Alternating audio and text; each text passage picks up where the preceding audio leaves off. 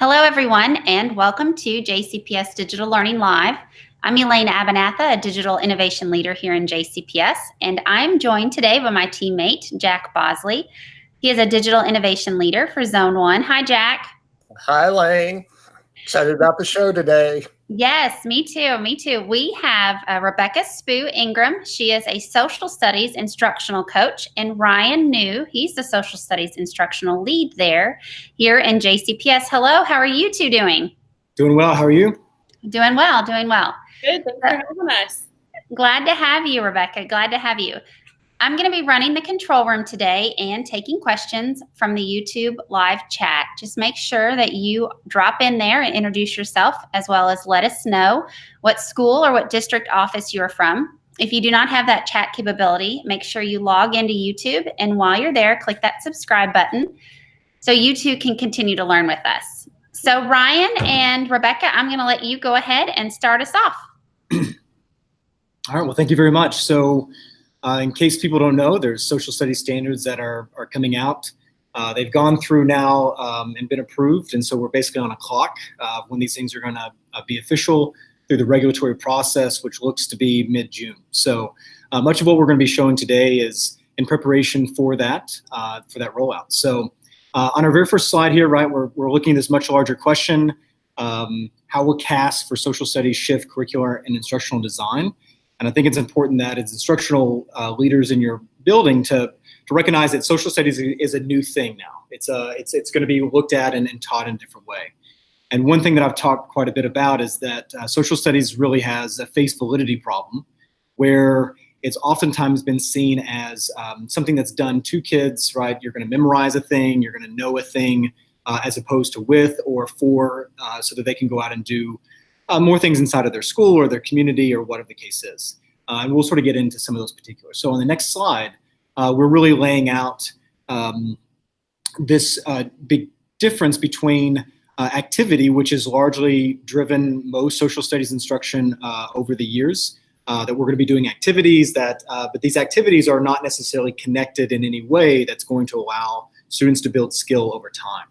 So in this image here that you guys are seeing, that was my kids and I playing in the snow. So there's an activity. We needed no skill in order to do that. We just went out, we did the thing, we're done with the thing, and now we can move on. They don't even remember that we did it.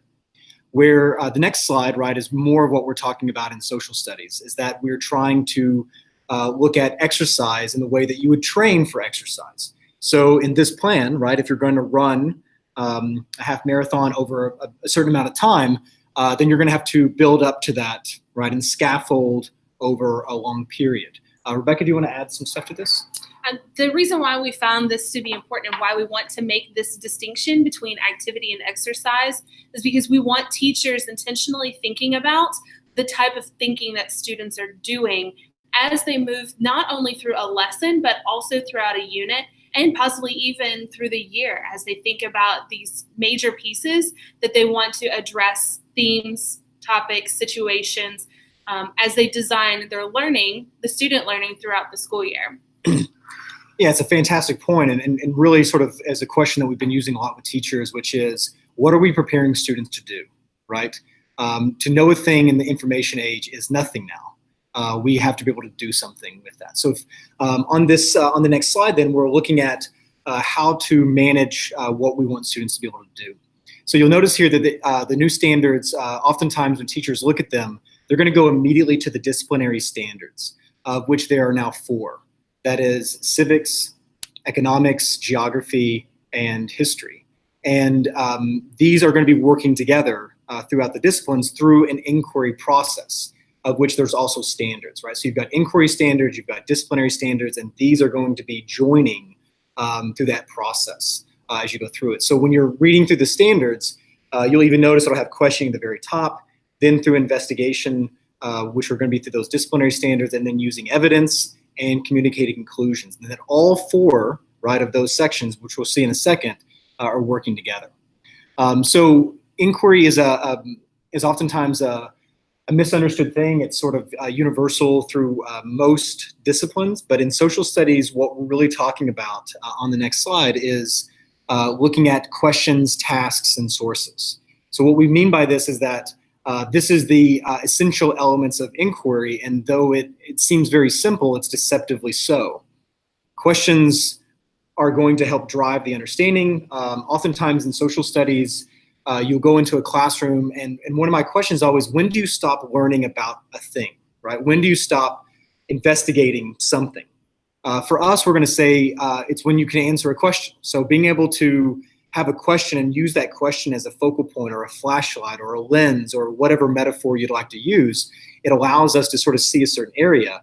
Without having a question, then what are we doing? Why are we looking at sources, or why are we trying to accomplish a task? It doesn't make sense. At the same time, we can't just be philosophers sitting in chairs. So the task actually provide consequences for those questions. And that's really where the skills put in. And the sources then, not textbooks and not teacher direct instruction, but actual sources that are historical or contemporary, that represent the lived experiences and perspectives of those people that we're investigating. That's really what we're trying to pull into this to help answer some of those questions. So oftentimes teachers are like, oh, well, we do questions, tasks, and sources, but really what we're talking about is aligning these so that there would never be a source that doesn't help you answer a question, right? And this is part of that design. Now, eventually, the scaffolds are going to be removed, and students are going to go out on their own with their own questions and finding their own sources, but we have to first model that process. Ron, So, I love this model, first of all. I think it's really smart. I can't wait to see. I'm sure you're going to start getting into the nuts and bolts of this, but just as an overall framework, I think it's really good to push the average social studies teacher forward into getting away from just factual-based standards over and over again. Yeah, and I think that one of the real fears is that, and Jack, you're in the social studies world and know this too, that we've almost lost social studies to other disciplines. They almost stopped with assessment, and so that earlier question about what are we preparing students to do. If it's just to prepare them to know things, then we are done as a discipline. Yeah. And so one of the issues is that we've allowed too often for other people to define social studies for us. It's always sort of been this. The problem is that it's been contorted into something else that becomes, look, we're not here to make Trivial Pursuit champions. We're here to have them look at questions and investigate sources and perspectives and create conclusions that are arguments, and then we engage through discussions. I mean, that, and in fact, actually, the next slide is getting into those things. So you're right. The first slide is super simple. The next one starts to complicate it. So what you're seeing here is that the whole process that we're trying to get to. It's going to be overwhelming to see at the very beginning because there's no explanation of why the arrows go where they do. This is actually modeling two things. One is some of the stuff that we're doing around curriculum, and the other is the standards of which that curriculum is based. And so in the standards itself, it actually mentions, in the questioning standards, there's compelling questions and supporting questions. What we're showing in this graphic is that compelling questions are the question that rules them all, right? That's the argumentative piece that we're trying to get students to be able to answer that is going to be very different. So Jack, you and I could be looking at a compelling question. We could look at the same supporting questions.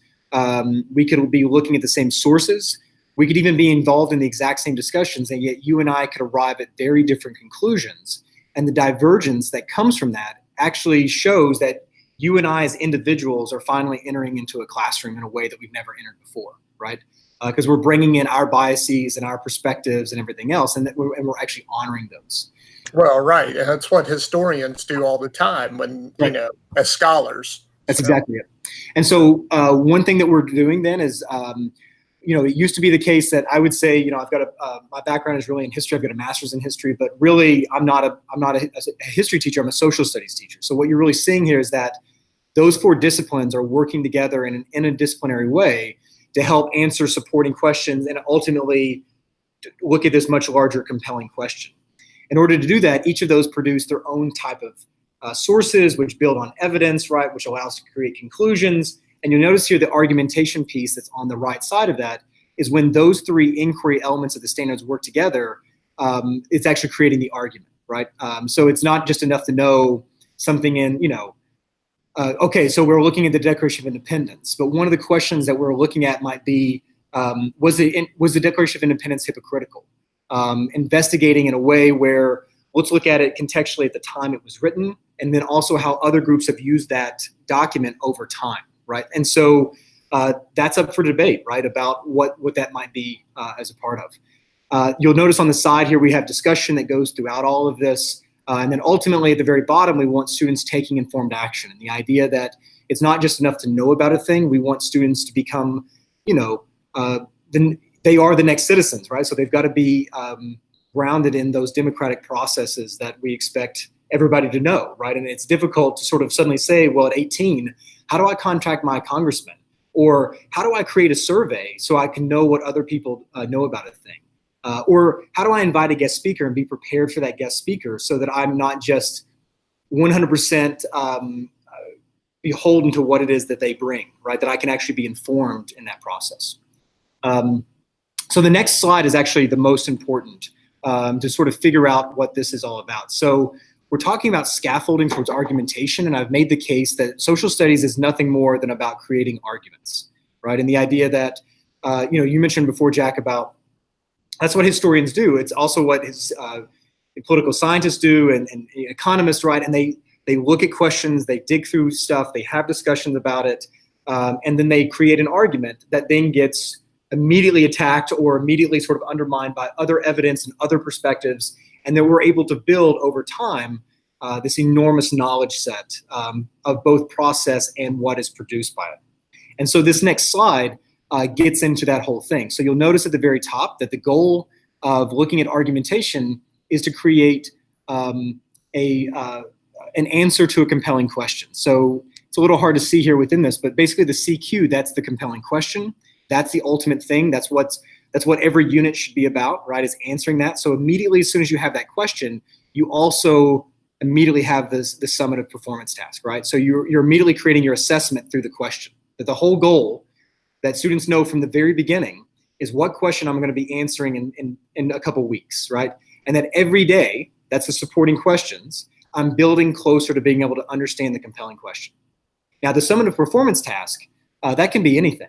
That can be written, which we hope that it is, probably about 50% of the time. Can be verbal, can be multimodal. Whatever the case is, that has to be, whatever the skill assessment of that is, we then backwards plan down that scaffolding, down that ladder, to what are the formative performance tasks, that's the FPT, and what are the organizational tasks that help me get to being able to understand the sources of the questions enough to be able to answer that question, right? So as you're scaffolding backwards to that, it took a long time to try to make it this simple. But then the next animation shows that sources are a part of this, as our discussion. And then ultimately, once you go through this process and repeat it, that the next animation shows then that students are now informed for action. And the next animation shows that they can actually now take informed action, right? So that we don't want students just out doing activities, right? We want them to be like, hey, I learned about a thing in school, and now I'm doing a thing because I learned about a thing, right? And very sort of overly simplistic pieces. Rebecca, you want to add? So one thing that we want the instructional coaches thinking about is the conversations that they're going to have with teachers around this particular image, and helping them to think about that backwards plan that Ryan was mentioning about understanding what do we want students to deal with, first of all, and how do we want them to deal with it. And then thinking about, as he said, that scaffolding through those steps of the supporting questions, the organizational tasks, and the formative performance tasks that are going to help students to get there. So a lot of your conversations are in lesson development and unit development are going to should start looking like this. And an image like this can help teachers sort of visualize what they're thinking about and the steps they're taking to get there. So this may be something that instructional coaches can find very useful. So Rebecca or Ryan, either one of you, are you all going to have, if you go back to that one image, or I assume that there'll be some type of breakdown as examples for teachers to where the compelling question, that those compelling questions will be there as examples as well as like performance task example. Yeah, so the curricular frameworks that we're been working actively with teachers to create since actually December, we really have been trying to move this as quickly as possible, because we know that it's been a long time. It's been a long time for social studies standards adoption. So we're not used to sort of weathering the storm in the way that other content areas had. And so we've gone through and are creating, again, not in a prescriptive way, but just in a place to begin, compelling questions, we're creating compelling questions and then aligning standards to the compelling questions. Then we're creating a series of supporting questions that are aligned to those standards as well. And then we're also creating a series of tasks. We're giving examples of the inquiry progression through tasks as well, so that teachers really, through the questions and task part, will have enormous supports from the get-go. What they won't have, and it's because largely of permissions issues and time, is the sources aspect of this, right? But we've got some ideas within that. So in fact, actually, to your point, Jack, the next slide shows a series of questions that we're using as a way of looking at a year, a unit, or a lesson that incorporates some of the same conversations, right? Some of the same terminologies and vocabulary to help teachers and instructional coaches plan for this. So you'll notice that at the very top of them, right? What's the number one thing for the year? Well, how does this embody the civic purpose of social studies? Like, if that's not there, then it's not social studies. It becomes a discipline, right? Social studies, the whole point of it is for a civic purpose, right? And then you're looking at the unit. Well, what's the most important thing for a unit? Well, what are the compelling questions for each of the units, right? And then you look at a lesson. Well, what's the most important thing about a lesson? It's, well, how does a supporting question align to help students address the compelling question, right? So that we're hoping through questions like these, and we're not saying that these are the perfect questions, but this is a good place to begin, that teachers and instructional coaches can work through a document like this with some of the other documents we're laying out as a way of making sense of how to operationalize this in their classrooms, right? But I got to say, this is going to be, it's going to seem very like, oh, we just do this and we do that. But what inquiry is really about is dealing with the world of ambiguity, right? That's what social studies is. There's an old joke, right? If you want to know about the right economic policy and you ask 3 economists, you get 4 answers, right? I mean, that's the world in which we live. We are not, we're not physics and we're not chemistry. We're the soft sciences, and so there's a lot of room for argumentation, which is actually the best part of what we do. The next slide shows some of those aspects of where we're trying to align them within the standard. So this is what you're looking at is actually taken from the standard itself, and it's showing those aspects of the inquiry, right? We're questioning, we're investigating through those different disciplines, we're using evidence, right? It's awesome when you look and you see all valid claims must be based on logical evidence, right, in order to construct arguments, right? So we actually have now literacy standards, right? It may not seem as the same literacy standards as others, right? But we are going to be teaching reading and writing, and that's what we've always been a part of. And I know that that's going to be a major pushback for a lot of teachers, is that they say, well, I'm not a reading teacher, well, or a writing teacher. But the social sciences write in a different way than ELA does. So when you go to college, right, or when you're thinking about in those terms, you guys know this if you majored in that, you're going to be using APA, or you're going to be using Chicago style, right, or Turabian, not MLA, right? And so it's a different kind of writing style, which requires different types of thinking, and that's germane to the discipline. The next slide then is sort of breaking down specifically the investigation part. So the instructional coaches who are watching this, you probably, a lot of this stuff has been reviewed. The investigation part that we see here, these are the breaking down what we're thinking specifically in the high school part. But what are the major themes for each of the standards, right, that are going to be investigated through this inquiry process? There's some major changes. For the elementary folks, there's a lot of changes. The idea that there's this thing called global interactions, we've actually gotten a big pushback in 3rd grade, where people are saying, my students in 3rd grade can't deal with the global thing. They've got to know more about them that's around them currently. I couldn't disagree more with that, in the sense that the Expanding Horizons curriculum that has basically been sort of foundational to social studies for such a long time, there's no evidence that backs this up. And so the students who are using iPads, who are watching K-pop or watching anime, or are using their Samsung refrigerators, right? The world, we are globalized in the world in which we live, and I think it's insulting actually to students to some degree to say that they're not capable of acknowledging that there's other groups out there, right? I think it's actually dangerous if we don't do that early, to be honest with you. Fifth grade has some major changes as well, where before it used to be Da Gama to Obama. Now it's really colonizations to Constitution. So it's a very truncated view so that we can actually dig deeper into that. Sixth and seventh grade have moved from geography and ancient civilization, which is really European civilization for seventh grade, into a global view. So development of civilizations 3500 BCE to 600 CE for the entire world. Growth and expansion of civilization 600 CE to 1600 CE for the entire world, right? And then ultimately, the world history inside of the high school is a true world element of that, right? Where before it was really, world civ, which is really Western civ, which is really European.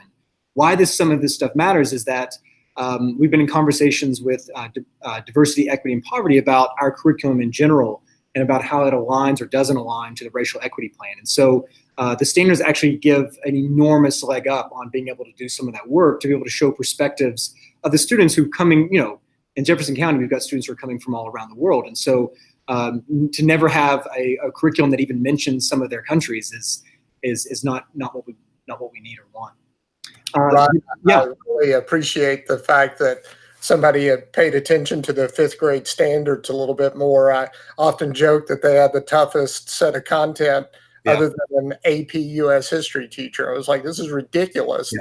So I think it's brilliant that it allows those teachers to dig, like you said, to dig deeper into that content. And totally agree with you about third grade and the fact that the more inclusive nature of the standards in general. Yeah. And then the next, so breaking those down, the next slide here talks about some of the disciplinary concepts and practices that exist for each of those disciplinary standards, right? So when you're what you're looking at, like under civics, if it says civic and political institution, there's standards that are built around that, right? And some of these are probably known to teachers and will be very easy to go to. One of the big fears is that you'll notice here that each of these are 25% of the whole, right? Teachers traditionally have backgrounds that are, for our color's sake here, blue or purple, right? Civics or history. And so teachers might be looking at really needing help in economics and geography. So if I were to say to a lot of teachers, what do I mean by geographic reasoning? That might be difficult, specifically for elementary folks to wrap their heads around, because oftentimes, elementary folks have to do the whole thing, right? They're teaching about crawfish, they're teaching kids how to read, they're looking at the beginnings of math, right? And now all of a sudden I've got to do specialization and trade and interdependence. Like, what do you mean by this, right? So we're actually going to be partnering with the Federal Reserve in St. Louis to do a series of PD around specifically just the economics, because we've heard a lot that's one of the biggest areas of issue. But again, there's no asterisk here that says economics is not going to be valued as much as history. And so I think it's going to be a real challenge in classrooms around resources, because there's not going to be textbooks that align to this, and there's not going to be for a long time. And having spoken already to several vendors who are like, oh, our stuff already aligns to your standards, and I will mention a few things, and there's no response. It's frustrating on that end, but it's going to take some time. And so we're trying to be very aware. We're actually about to send out this massive survey that we can start to figure out what kind of professional learning do we need to have for teachers, not just to understand the concept, but how do you understand the concept through the inquiry process.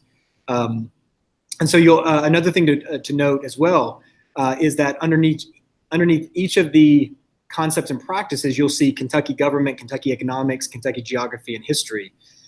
Kentucky now runs K-12 except for seventh grade. It's the only place where it's not there, and largely because it's just 600 to 1600, and Kentucky was largely just an area for hunting, to be honest with you. So there's not a lot to grapple to during that time. So what we're going to see next as we go through this is, what is the district doing to help prepare for this? And that was something that we get the most. The number one question is, what resources are there available? The answer is not much. And why that's the case versus, say, NGSS or when Common Core was adopted, is that those documents are national documents that were adopted by Kentucky teachers for those standards. Having a national document enables you to, across the country, pool resources together and align things to that so that they can make a lot of money doing that. In Kentucky, we're actually the only set of standards that were written 100% by Kentucky teachers. Like, all of these things don't exist anywhere else, right? That's part of it.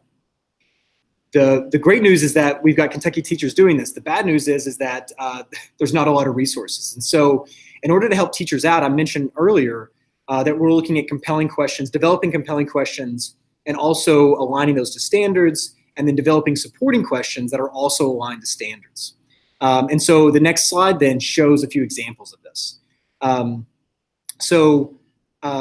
This slide here, if we're looking at fifth grade colonization to Constitution. These are some questions that teachers, and we vetted these. This actually took there's several hours inside of coming up with these 10 questions. So what we're trying to do is to say that for pacing's sake, the teachers might consider 10 units over an entire year. And what we're going to be building out are those, we're going to be offering 10 compelling questions aligned to standards. And then for each of the compelling questions, around 9 supporting questions that help them answer. And I'll show you guys some examples of that in a second. So the math on that is about 100 days that are sort of planned, right? Again, not prescriptive, but planned for teachers for next year. And you might say, well, where's the other 50 to 60 days? These are for deeper dives, for taking informed action, for PBLs, for inquiry design models from c3teachers.org, right? Whatever the case is, or for extended days. Let's say that you're a teacher who really enjoys looking at, Kentucky during this time period. Well, now you actually can model that day. Let's say the students are really into it. Well, now you actually have paced out 2 or 3, 4 days, right? Or how much of your time you want to spend with this so that you can dive deeper into those experiences for students, right? So that students can actually start to have a little bit more control over some of the questions and where they might explore those inside of a class. So right. Yeah. That's a brilliant concept, because that dovetails nicely with what, the larger idea of the backpack and deeper learning. That, teachers are constantly worried about, and Dr. Coleman makes valid points about this all the time, about how to balance, content versus deeper learning. And this is just a perfect marrying of those two ideas, where you're covering both aspects and leaves plenty of time for kids to develop, some of those tasks that you were talking about earlier that then can be turned around and put in their backpack and used as artifacts. I mean, yeah, and actually part of the design of that is that, let's say that you're able to do 5 really deep dives. You do 5 taking informed actions across the entire year.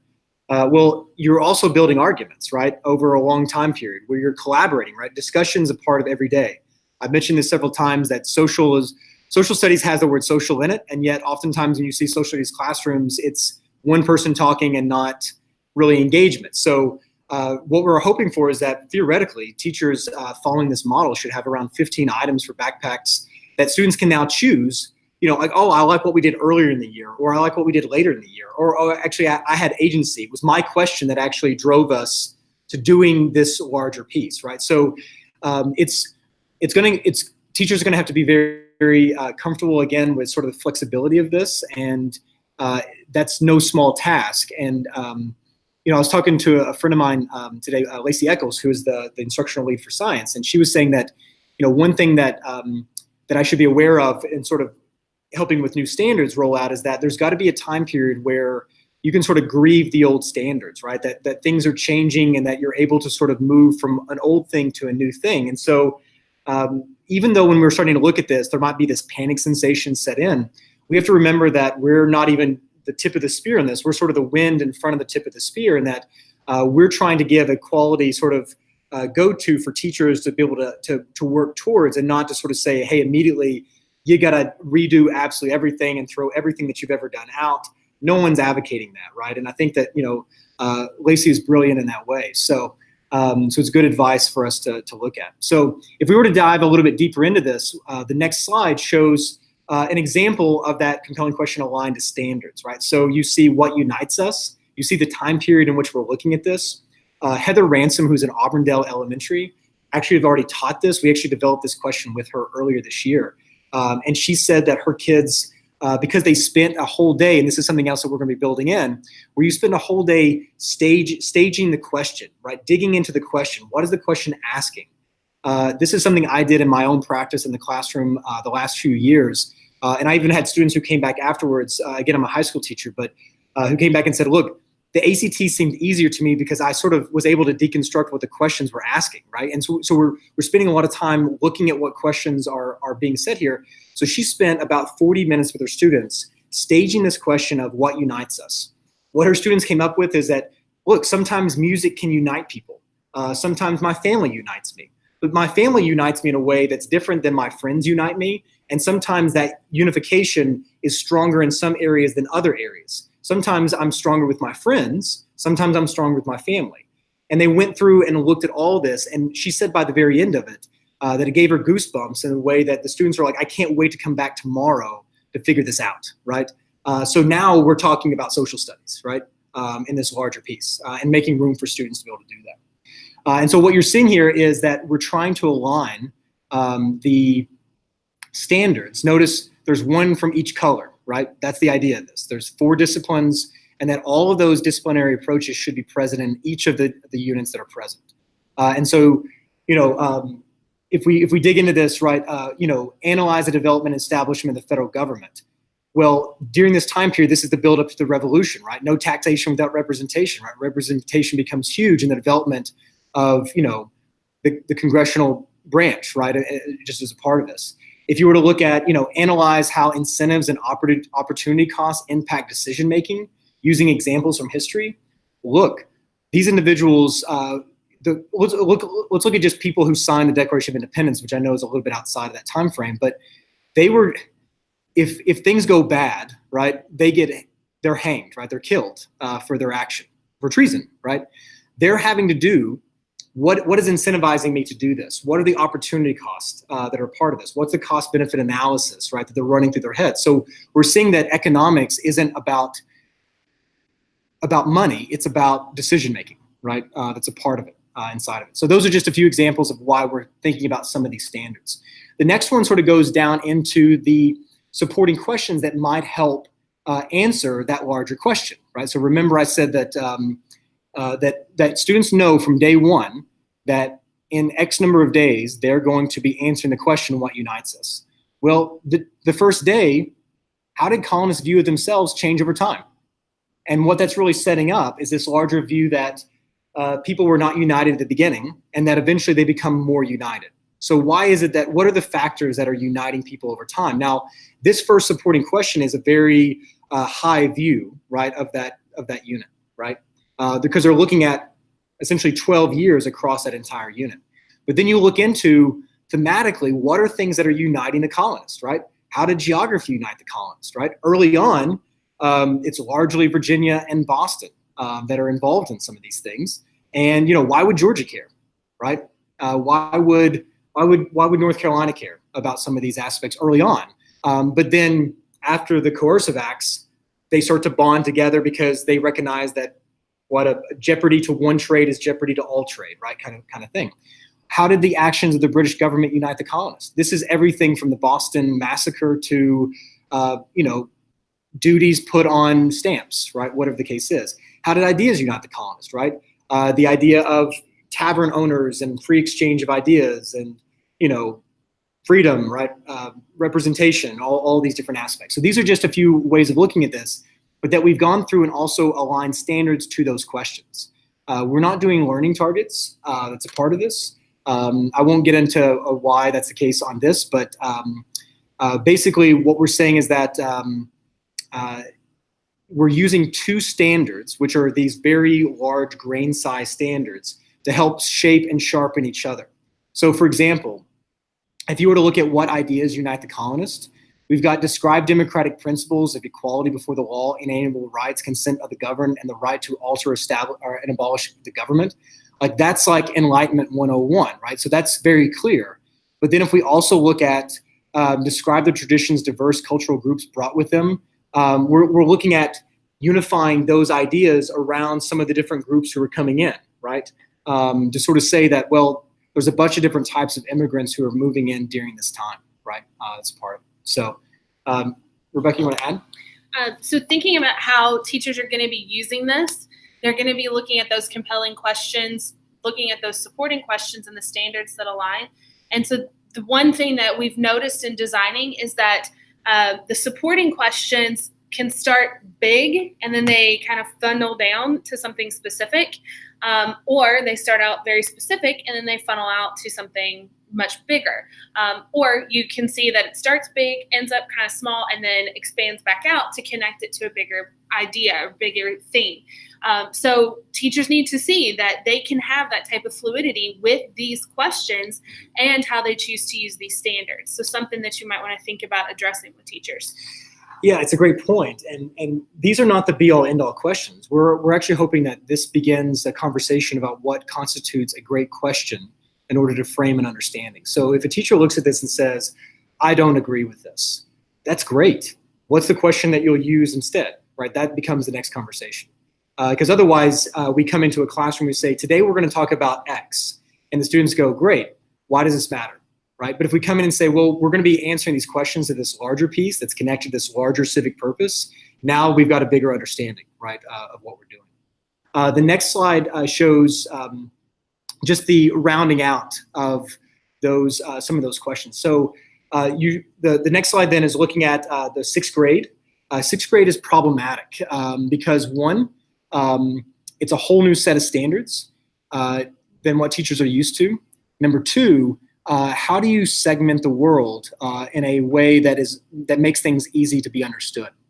So what we're doing is, what you're seeing is 3 different options that we came up with to think through. How do you talk about 4,000 years of history for the entire world, right? There's your PBL starter.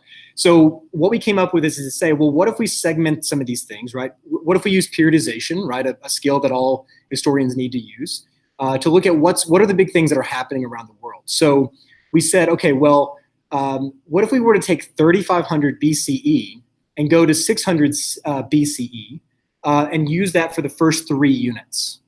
And so now we're just sort of getting to know the world, right? So the first one is really just setting the stage for the world, first river valley civilizations, and then a comparison of the two. Now, by setting that up and the compelling questions that will come with that, what we're signaling to teachers and to students is that we'll know about a thing and we compare stuff, right? That's what this is all about, right? And so if you look at the unit 4 through 9, what you're really seeing is that let's now travel around the world and look at what's happening inside of that, each of those areas, knowing full well that we have 60 extra days that we can build in to make comparisons as we go along. But I think that the conversations will come up quite naturally if by the time that you've already looked at the Americas and sub-Saharan Africa, and you're looking at Greece and Persia, and you're talking about how hierarchies developed in each of these areas, and then you mentioned hierarchies in Persia versus hierarchies in Greece, students are going to be like, oh, this is kind of like what was going on in the Americas at the time. Oh, this is what's going on in Africa at the time. So that actually through the design process, we can scaffold things and layer things in a way that actually benefits students as they go along, so that the learning is continuous. They're constantly reapplying the skills of comparison and some of these other aspects as they go along. And so that's sort of our solution to that. And then so the next slide actually shows you what one of those compelling questions would look like for that very first unit. So we're looking at, how does our environment shape us? This is pre 3,500 BCE. And the next slide then shows some of the supporting questions that are aligned to that compelling question, right, that students would go through to help answer, how does the environment shape us? Well, they might want to know about, how did the Great Transition change early societies, right? How did going to agricultural actually change the society? Well, suddenly there's more hierarchies than there were before. Suddenly there's greater specialization. Suddenly we need a leader more than ever. We got to be able to respond to setbacks. We're going to be more sedentary. There's all these different larger aspects that go on with it. And then you can sort of see the other supporting questions that really lend to the environment is determining the development of how we civilize, right? If you look at even, how did early groups organize to meet their needs? Well, their needs are all based upon the environment, right? If they are living on if they're living on, an island, they might be more dependent upon the sea than somebody living in the middle of the Congo, right? That's more dependent upon rivers or the jungle, right? And even, what do origin stories reveal about civilizations and why people create stories and do the things that they do, right? So we're trying to get into more interesting questions that reveal much more about us too, right? As we look at this. And I just really appreciate the level of questions that you guys have come up with. I've been, as much as I'm a Google fanboy, the social studies person in me comes out all the time about why are we in the class? What is our purpose in the classroom if we are just giving out information that a kid can go up to a smart speaker and find the answer to? So having these questions, first of all, it's difficult to come up with these type of questions to begin with, as you well know. So having that for teachers already is a huge gift to them. And then taking kids beyond that to where they actually have to do real research and in-depth thinking to find those answers just moves the whole discipline forward, I think. Yeah, and there's going to be, I appreciate that, and the teachers who have been working hard also appreciate that too. And one of the things that we're trying to be very aware of is that this is going to be a big shift, and that oftentimes teachers have not had this in their pre-service programs. Professional development has not supported this over the years necessarily, and so we're going to be, it's like, look, the thing I love most about inquiry is that it meets you where it finds you, right? And so this is going to be the same thing too. And so we just have to be very honest with where we are inside of this and be like, look, I don't know about the Bantu people. I got to know more about the Bantu people, right? And so we actually are even testing the questions out by Googling the questions themselves to sort of see if that can help teachers who may not ever have had a background and never had a class, never even heard, what do you mean Bantu people, right? That they can now start to look these things up and become, learners. But we're actually helping, hopefully part of the design of the questions is both to help teachers as learners, but also students as learners, right? Through that process. But I want to show you that that what you've seen before seems very cut and dry, but we want to show you our vulnerabilities as well, right? And so the next one about how might you organize world history, what you're seeing is that there's some questions that are present, some questions that are there that we like and don't like, and that we're playing around with this. And then it takes a long time to figure out what kind of questions are going to be worth spending all this time on. My goal, and something I try to do with my students, is to be able to walk into a classroom at the very beginning of the year and project out, here are 10 questions that we're going to be struggling with through the entire year. This is going to be what we investigate. This is what social studies means. So that even when you're looking at a student like my son, who's going to be a kindergartner at Bowen Elementary next year, if what does it mean to go through social studies education at JCPS? It means that by the very end, if we're able to teach this all the way through, that my son has wrestled with over 100 compelling questions, answered thousands of supporting questions, and looked at 4,000 to 5,000 documents or sources from multiple perspectives, and has had all types of conversations with his classmates, including collaborating to take informed action in their schools and communities, right? So this document, what you're seeing here is to sort of say, like, look, we're not going to get this right, and we really want teachers to sort of lean into this process to help us to challenge other teachers that what you're going to do. And we're hoping that teachers, even when they're creating this, will share their questions with us so that we eventually have this enormous crowdsourced curriculum that is 100% relevant to teachers over the next few years, right, until we go through a realignment or whatever. So one of the things I want to point out here is that it's very difficult to take 1,300 to 2,000 in really present day and divide that into 10 units.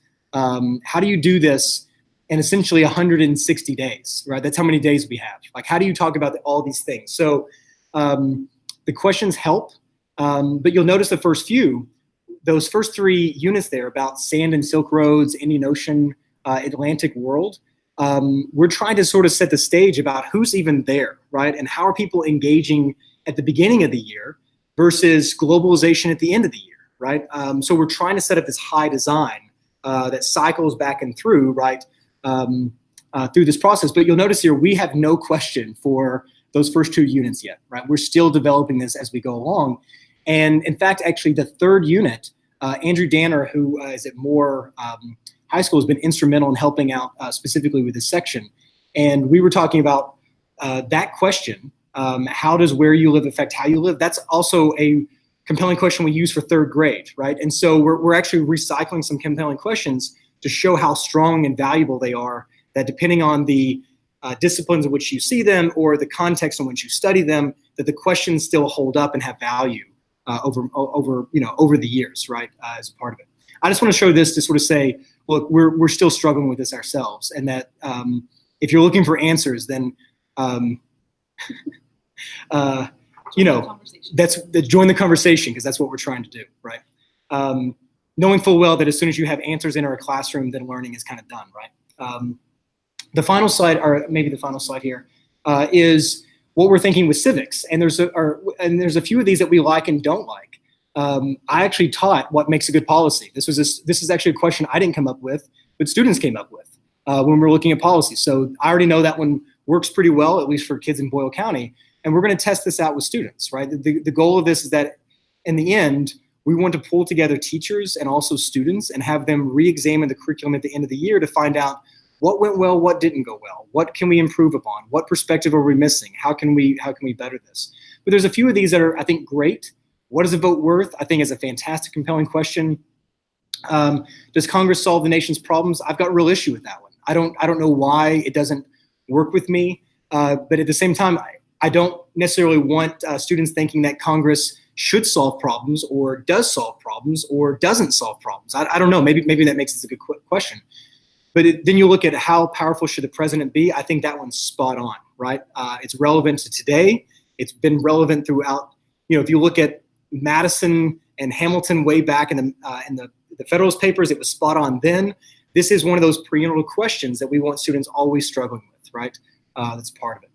So basically, those are some things that we're working on, just to sort of show that we are trying to do some work. And I just want to revisit very quickly, in case there's any questions that have come up through the YouTube chats or anything like that, to look at the final 2 slides are really revisiting that whole process, right? And I know that we haven't shown that whole process, but to sort of revisit again, to sort of say that this is a process, right? We are not in the product world. And Jack, you've mentioned this several times, that the goal here is not to have kids know that 1776 was an important year, right? It's to sort of say it was an important year for this group because of these reasons, if you look at these sources in this perspective, right?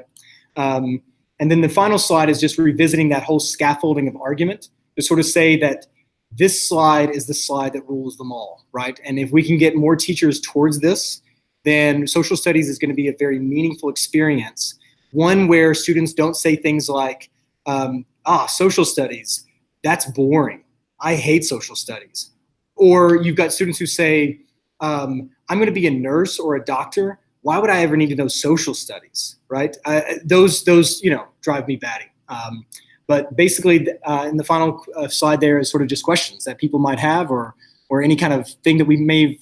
I know it's hard to make all this very clear in video form, but basically, if you want to contact us, this is how you might contact us for follow-up questions. So. It's great, Ryan and Rebecca. This has been very informative. It's exciting work from a former social studies teacher. I think this is spot on for what needs to happen. I'm really excited about this. Thank you. We are too. Yeah.